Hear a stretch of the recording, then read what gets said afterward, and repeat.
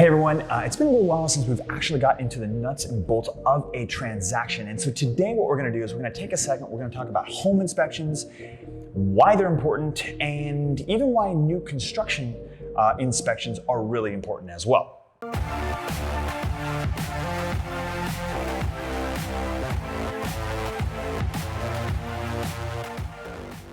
Now, in the past, we've had these, with the market being so crazy, some people have actually waived their home inspections, and that's kind of dangerous. Now, everyone's a little bit different, and sometimes people have varying degrees of their knowledge of homes and systems. Myself, being in the real estate industry for almost a decade, and then being in new construction before that, I've got a pretty good idea. But the difference between me knowing about a home and an inspector knowing about a home is that they have all of the time and the energy and the experience and systems in place to go through it strategically. So they know everything that's going on in the house. So without further ado, I'm gonna introduce Mike Palmer here. How's it going? With Win Home Inspections. We're gonna talk about home inspections and why they're important. So I think you've got some horror stories for us. A couple of them, yep. Yeah, you wanna tell the viewers a little bit about what could go wrong? Absolutely. So just as a quick touch on that, waiving the home inspection. We had a couple recently, super nice young couple. They spent their time, did a whole lot of effort, and bought their first new house and waived their home inspection. They hired us about 2 months later, after they'd moved in, after they had recently had a baby and they're fresh in the house and they're like stoked and excited about it, but they just wanted a to-do list. They wanted a plan. Yeah. They wanted what to can know we work on? What is going on? Yeah. Exactly. And unfortunately, we found some very significant issues with the house, and they had to really stretch and really force their pockets to kind of accept those. What were some of the things that you guys found? Place needed a roof. The way that the house was designed, it was a 2-story house, so you could see the front lower portion, and that was not a weather-facing section. The weather-facing section was all on the 2nd story and all the way up high. So once you walk the roof surface, you can see the significant deterioration on the sunny sides of the house, and you could see the visible deterioration on the rest of it. And unfortunately, in the ad, it said newer roof. And it's newer than the 60s house they bought, but it's not new in any way. So we found that, on top of that, when the roof had been replaced, they changed the style of ventilation. So the last roof, they went from the gable vents that were normal on a 60s era house to some sort of ridge vent combination with soffit vents and that kind of deal. They left the gables in place. They did not remove those. So what happened was the gable end vent would let air into the attic space and it'd go right out that ridge vent that they had just installed, and the center sections of the house were getting hot. Okay. So we had some significant mold, mildew, bioorganic growth throughout the attic space that nobody knew about. And unfortunately, the attic hatch was in the baby's room. And so all of those things together put a little bit of scare in that transaction. Right. And unfortunately, that became something that they didn't get to negotiate. That was just... They had already bought the house. Yep, they got to eat it. So we went through, we helped them out. They figured out kind of what needed to be done in what order and how important things were. They obviously jumped on the mold and mildew stuff right off the bat for safety reasons. But I think that it's pretty important to know that when you're skipping something, you're taking some risk. And that's what I was going to say next, actually. That's what I was going to lead with is, to me, I don't know your opinion, but for me, I think that I view inspections as like lemon insurance. Oh yeah. Nobody wants to buy, like when you're buying used cars, nobody wants to buy the lemon, right? Well, when you're buying a home, you actually have the opportunity to have a second set of eyes come in and actually take a very tactical look at the entire property as a whole and make sure that all the systems work. So it's kind of like lemons insurance. And I mean, obviously you guys aren't perfect. Nobody's perfect, but it's better to have somebody who knows what they're doing take a look at it than just, this looks really nice. And the rose-colored glasses side of things as well. People get very emotional. Home purchase is a very good feeling. You feel excited. You really are stoked about the layout and the lot and the location. I don't care about the roof. Let's just do it. Yeah. And so I'm the guy that doesn't wear any rose-colored glasses, and I put it all on paper for you to read, and it kind of forces you to take a step back from, I love this, it's so exciting, to, okay, well, these are the things that we now know, bullet points with photographs, and I need to think about it a little differently. And that sometimes confirms your excitement and makes you like, gung-ho, let's go, we're all ready to do it. And sometimes it gives you an opportunity to negotiate or make some changes or plan your future in that home. And I think that's a pretty important step.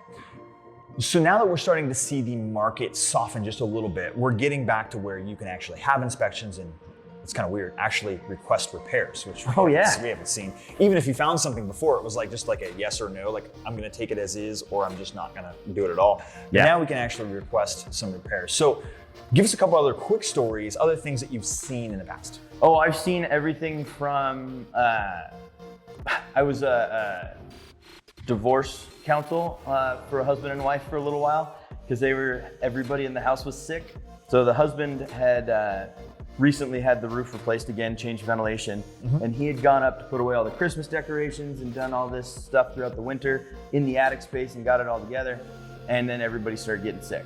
And so this wife and husband were having some friction because he's supposed to be taking care of the house. He was a general contractor, et cetera, et cetera. He was a very smart guy, but he hadn't been back up in the attic space since he'd done all that work. Okay. Well, Christmas decorations and the changing in the venting blocked a bunch of the ventilation in the attic space. Oh, okay. So the house had gone from, in the course of 2 months, no mold or mildew. The guy was a competent enough contractor that, you know, him saying he saw it a couple months ago, there's nothing. Looks fine, yeah. To everything from the ceiling up had to be replaced. So the drywall, the insulation removed, the roof sheeting removed, the roof replaced, the whole kit and caboodle.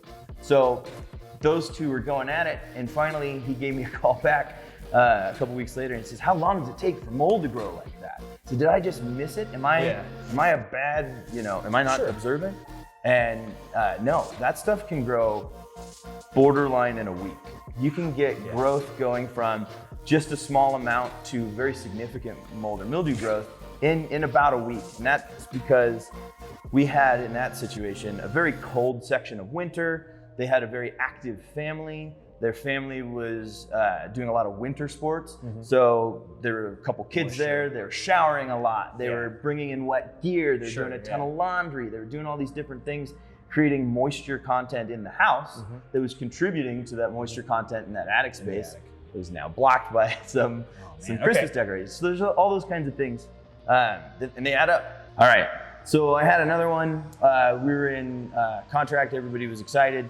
Moving forward, it was an older house and it had no real foundation. It had a pretend foundation built out of wood and stucco that was painted gray. This is interesting. A fake foundation? Oh yeah, and so it was— just for show, folks. There's a couple transactions deep because you look back at some of the pictures from the old transactions and this— sales, it sold and changed hands a few times. Yeah, and it had been missed by everybody because it was a very good fake. The only way that I was able to find it was that the wood in contact with the earth had created termite access into the structure of the fake foundation that was stuccoed on the outside, and they had started to eat the wood around the vents, and the vents were falling out. So what they had done in essence was create a termite path to the house to fake a foundation to make lending easier. So you see those kind of horror stories. Plenty of houses where remodels were permitted and not permitted. Plenty of houses where permits were applied and then they did something different. And so even though you've got permits on file, it doesn't match the things that were done. Yeah. Those kinds of things. All right, so let's talk about a little bit about new construction. So the conception is, hey, it's a brand new house. There can't really be anything wrong with it. City has codes, people to come out and they check the house as it's being built. Is an inspection, and obviously the answer is yes, but should you have an inspection on a new construction house? Absolutely. I've found everything from a brand new house that had its certificate of occupancy from the city with no smoke detectors upstairs, and all the bedrooms were upstairs. Okay. They skipped them completely. Okay. The drywaller drywalled over the electrical box, and then nobody just forgot that. Yep. Yeah. I've seen houses built on the wrong lots. We found that out because the house was too close to the neighboring house. Okay. So I was walking the roof and I was like, I shouldn't be able to step from this roof to that roof. That's too close. And what it was is they built the house and it was too large for the lot, and they didn't get their 5 foot of separation between lot line and foundation wall. So what you ended up with is they had to go back on a brand new house and rebuild that whole side of the house to make it fire resistant. Okay. because they couldn't move it on the lot. It was too small to go one way or the other way. Yeah. I've seen missing plumbing elbows, and this is actually a fairly common one, where a shower, a tub, some area was missing just one piece of plumbing. Okay. Plumber's like, it's Friday afternoon, I gotta come back here on Monday, and then Monday shows up and he gets hit in the face with all kinds of other work, right? Sure. Forgets to put in that elbow. I'm running everything. And day one, that's, 5 minutes of water down the drain into the crawl space, it's a puddle, you clean it up, you're done. Sure.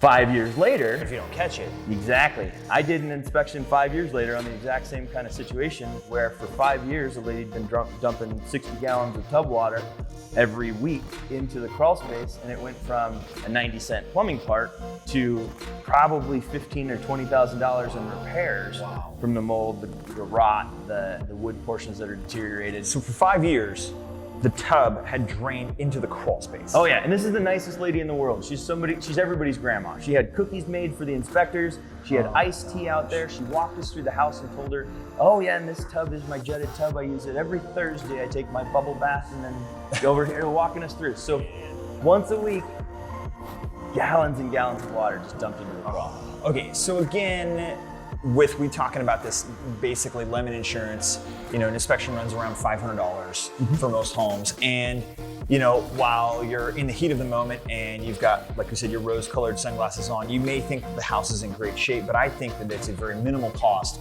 to just get a second pair of eyes to check out everything and make sure that the house is as advertised and you don't have any other, big issues, underlying issues that no one will know about. Exactly, and with new construction, you have a warranty. So if you don't know you have a problem, you don't know to get it fixed. Right. And Right, so exactly. if you can find all those issues right off the bat, you can move into a house that is all the way done. Awesome. Hey, thanks so much. Yeah. Really appreciate it. Absolutely. We're over on our time here. So guys, thanks so much for watching. I hope you guys got something out of this. Do the whole thing. Be sure to subscribe, check out the next videos. If you have any other questions, we would love to hear from you. Leave your comments down in the comment section below and we'll get it on the next video. Thanks guys so much for watching. We'll see you next week. Smash the like button. That too. Isn't that what you're supposed to That's say? the thing, yeah. You gotta smash that like button. Hit it If hard. that's something you're into. Cheers, guys.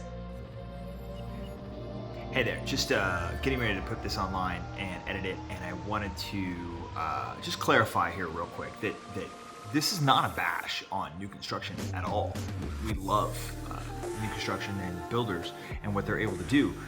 It's just a simple fact that 1,000 different hands touch a home, and that's why, even with new construction, it's a good idea to have an inspection. All good.